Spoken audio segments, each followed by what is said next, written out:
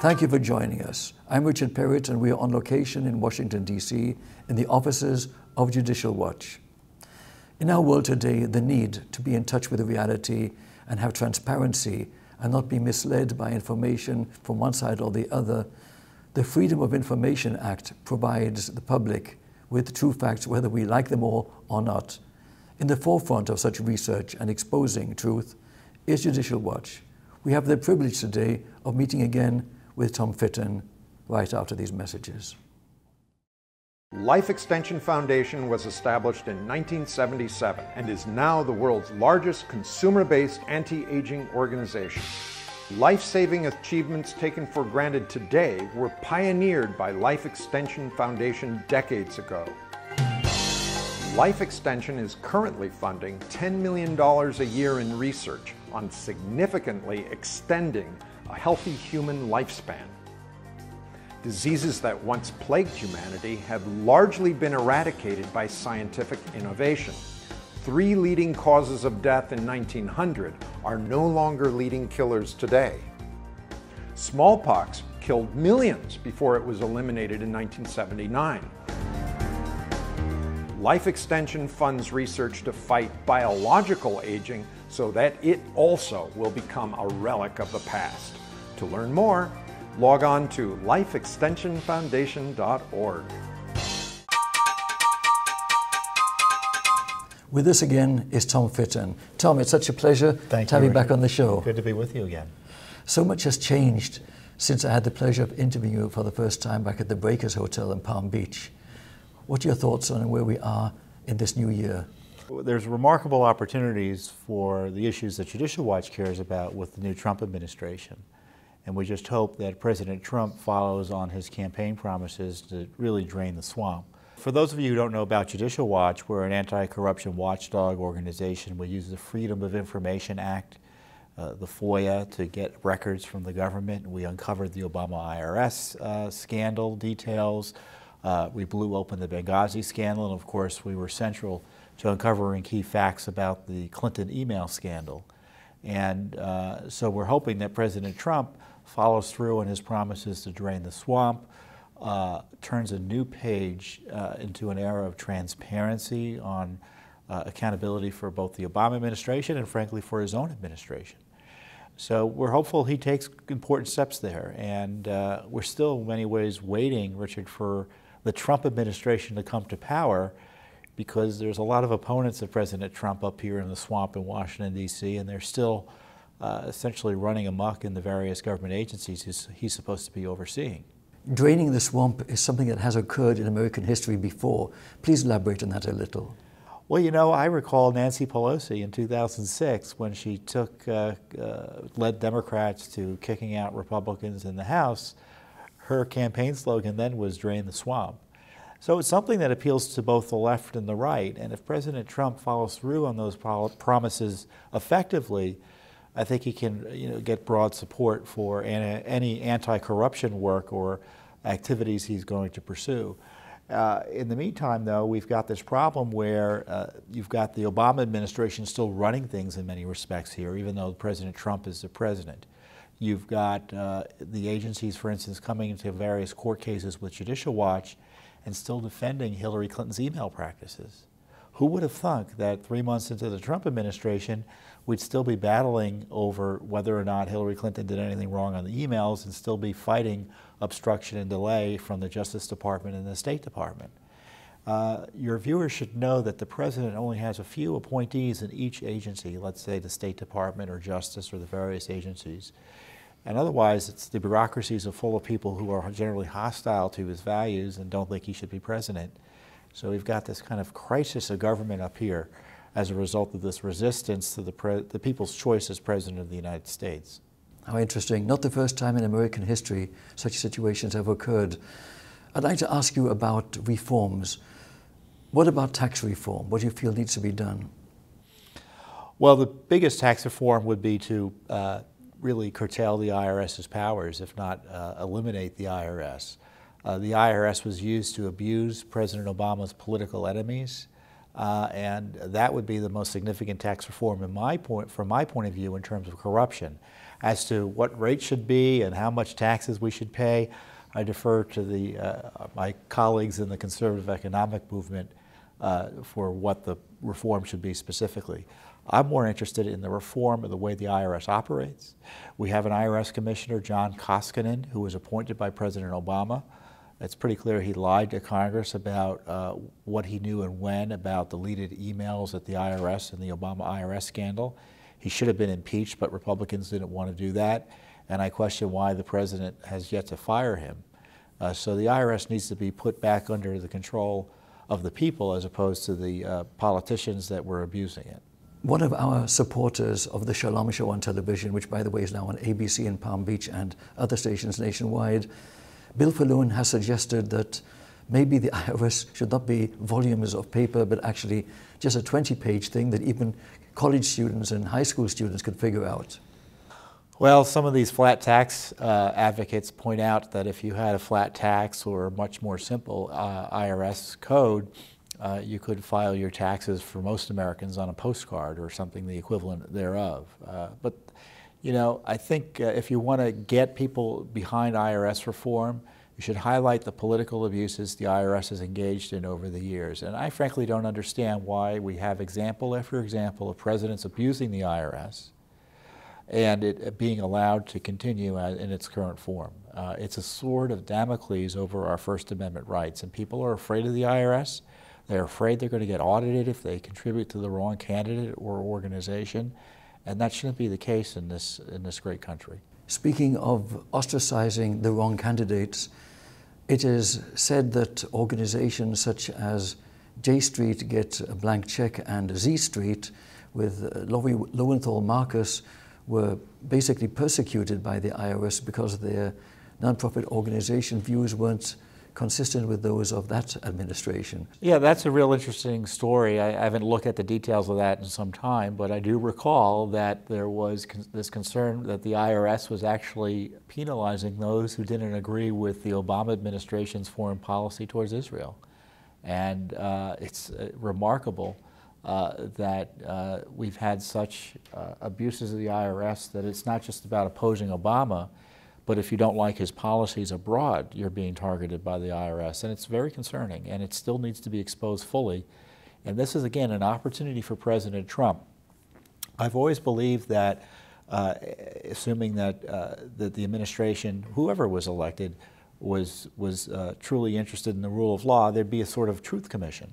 And we'd get information about the various scandals of the 8 years of the Obama administration, including the IRS abuses, where they were targeting Friends of Israel in retaliation for being Friends of Israel. And that's about as serious a violation of our First Amendment rights as you can envision. We shouldn't be afraid of our tax agency coming after us for our views on policy. Is Judicial Watch researching this particular subject right now? Well, we have general lawsuits about the IRS abuses, and this would be covered. You know, one of the things that we've uncovered just recently, for instance, is that they were targeting donors of the groups that they were harassing and suppressing. The IRS was. And in one of those cases, the IRS just told us in recent weeks, Richard, that they found 7,000 new documents they needed to look at that they didn't tell us about a year and a half ago. So we're right in the middle of this IRS scandal, and who knows what else is going to come out. Is Judicial Watch also researching and investigating FDA abuse? We've done FDA abuse in the past. One of the things we've had concerns about is the FDA being politicized. We've had concerns about the HPV vaccine. We don't buy into the general anti-vaccination movement, but the HPV is not a necessary vaccine in the traditional sense of the word, and it can have severe consequences for those who receive it, and we've exposed some of the dangers associated with HPV, but because it's in that category of vaccines related to sexual health, the left thinks all bets are off in terms of safety and efficacy. So as a result, we've been looking at the issues like that. There's a big issue of corruption, allegedly with regard to the availability of new solutions, new cures, new research into the diseases of aging in general. And the FDA is resistant to explore these treatments and thereby reduce massive costs in healthcare in this country by simply embracing alternatives. I don't know specifically about the anti-aging treatments that are under review at the FDA. But I do know generally the FDA is seen as a black hole in terms of new and emerging treatments on all sorts of diseases. And it's not necessarily the public health that's causing it, it's just the bureaucracy. And I'm hoping the Trump administration, his recent appointment there, will get the FDA on the side of innovation as opposed to being on the side of those who just basically want to use the government to stop new and emerging drug therapies. This is all very interesting, but we have to take a commercial break. We'll be back right after these messages.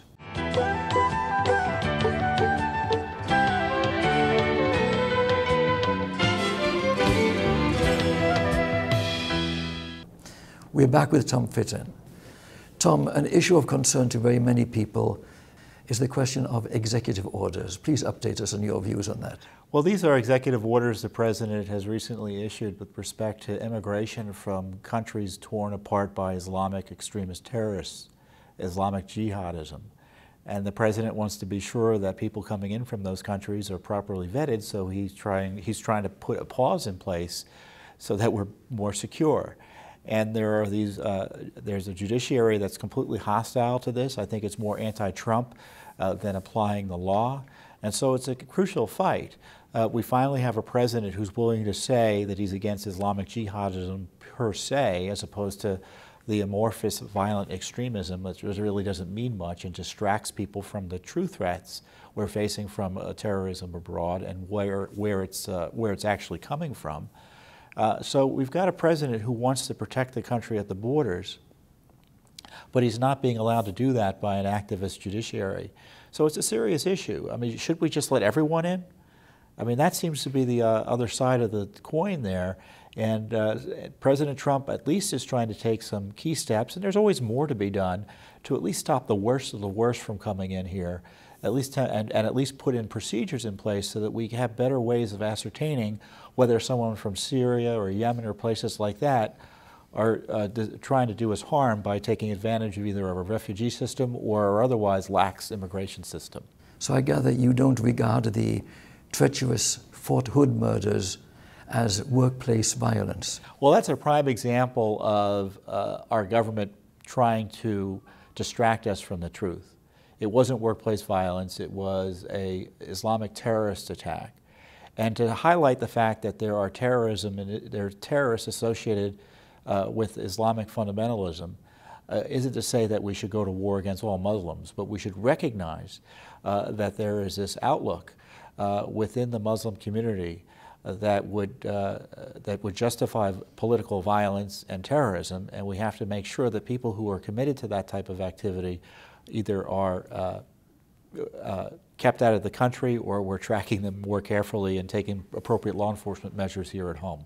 Looking again at another matter of great concern and looking at history, Russia, the British Empire and America combined defeated Nazi Germany and its allies. And here we are today, maybe facing a greater threat to Western civilization. And Russia is fighting the same enemy. Why do you believe there's all of this anti-Russian nonsense going on?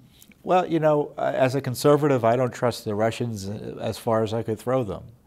But you can bet that the debate about Russia and our relationship with Russia has nothing to do with our national security these days, certainly from the left. It's all about how it hurts or helps President Trump. If you're looking at what the Trump administration's policies are, they are not helpful to the Russians at all. He wants to modernize our nuclear weapons, which is going to be a massive issue for the Russians as they try to keep up. He's no friend of the Russians in terms of policy. So it's really just a matter of conspiracy theory and fanciful thinking to think that he's somehow colluding with the Russians.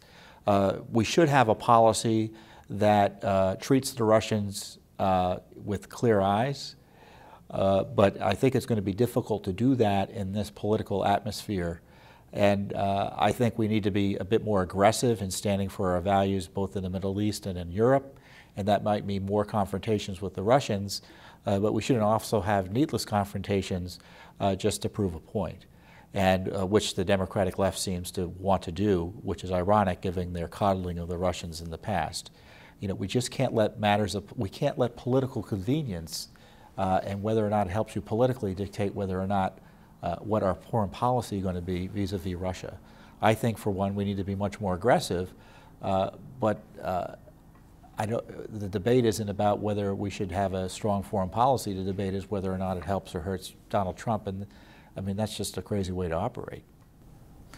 Who benefits from any discord with Russia? Who benefits from any discord with Russia? Right now, everything that goes wrong in the world is going to be blamed on Donald Trump. So his political opposition benefits from discord with Russia. Now, you know, there's a difference between having discord for discord's sake and discord because Russia's not doing something in the interest of the United States, and we need to protect ourselves. You know, and sometimes you're going to come at loggerheads with a country like Russia, who has a very different value system and outlook internationally than the United States does. But discord for discord's sake is something I think, unfortunately, the left wants. How very interesting that is. I'd like to change topics yet again, sir, and ask you, what stands out as some of the more exciting or important accomplishments of Judicial Watch? Well, the most significant issue over the last year or so, or 2 years, has been the uncovering of the Clinton email scandal. It was our Freedom of Information Act lawsuits asking for records from the State Department about scandals like Benghazi that forced the State Department to finally own up to the fact that they had these Clinton emails that they weren't turning over to the American people. And it was our subsequent pressure in court that caused more and more of these emails to come out, which caused more and more legal issues and potential criminal issues for Hillary Clinton, criminal issues which remain to this day. And none of this would have happened, I'm convinced, but for the work of this one organization, Judicial Watch. You know, getting back to the Russia question, I think it's important that the real scandal there isn't the Russian collusion with the Trump organization or Trump campaign on the election, which I think is the unicorn theory of the election. The Democrats lost, so they're concocting some sort of criminal activity by their opposition. What the real crime is the illegal leaking of classified material, of surveillance of Trump and his team, and there has to be significant legal consequences to that and investigations of that. And we frankly don't trust the Congress, we don't trust the bureaucrats in the Justice Department or the FBI to come clean on this issue, and that's why we've initiated well over a dozen Freedom of Information Act requests, and we have at least 2 lawsuits pending. We'll probably have more by the time this airs, trying to get an independent evaluation of what went wrong in terms of the violations of law, in terms of these leaks about Russian surveillance. Before we end our conversation for today, I'd like you to share with our audience a message as to, first of all, how they can reach Judicial Watch if they want more information, and what your plans are for the future. Well, the wonderful thing about Judicial Watch is that you can support us with charitable contributions, and but in the least you should find out more about our work. You can go to our website at judicialwatch.org. We're on Facebook, Judicial Watch. You should be able to find us, and on Twitter and such. And find out about the work we're doing. Look at the documents I'm talking about. We get documents from the government you won't get from the media. And you come to our website, we'll show you what those documents are about government corruption that the government really doesn't want you to see, that we are suing to get.